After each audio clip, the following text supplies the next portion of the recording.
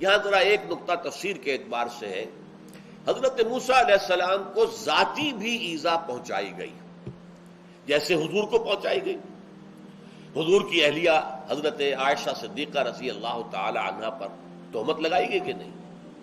اور جس کرب میں حضور کا وہ وقت گزرا ہے جب تک کہ سورہ نور کی آیات نہیں آ گئی، جس سے کہ برات حضرت عائشہ کی ثابت ہو گئی، اس وقت تک جس شدید کرب کے اندر آپ مبتلا رہے اس کا آپ اندازہ کیجیے۔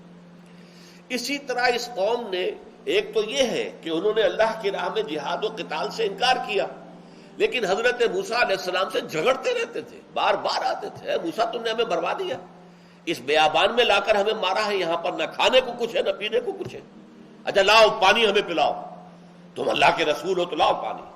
اللہ کے حکم سے ایک چٹان کے اوپر ضرب لگائی گئی، 12 چشمے پھوٹ گئے۔ قد علم کل اناس مشربہم، 12 قبیلے تھے، 12 چشمے پھوٹ گئے۔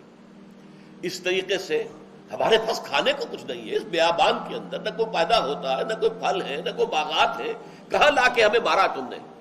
تو وہاں یہ کہ اللہ تعالیٰ کے فضل و کرم سے من و سلوہ نازل کر دیا گیا۔ یہ سب کچھ ہو رہا ہے، حضرت موسیٰ کو ایذا دی جا رہی ہے۔ ایک واقعہ بھی بیان ہوتا ہے کہ حضرت موسیٰ بہت شرمیلے تھے۔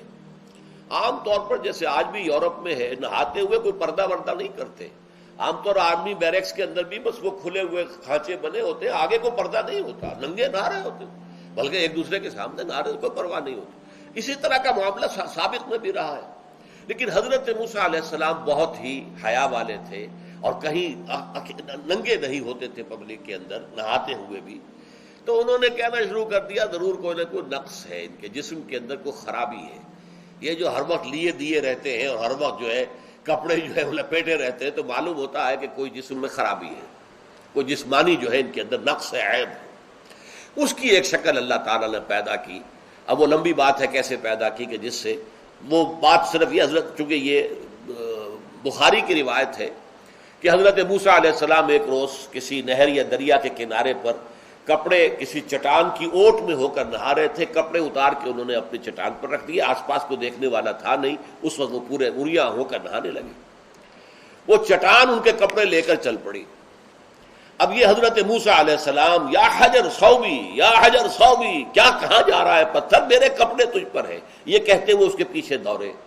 تو لوگوں نے دیکھ لیا کہ یہ تو بالکل صحیح سالم انسان ہے، ان کے اندر کہیں کوئی نقص نہیں ہے، کوئی عیب نہیں ہے۔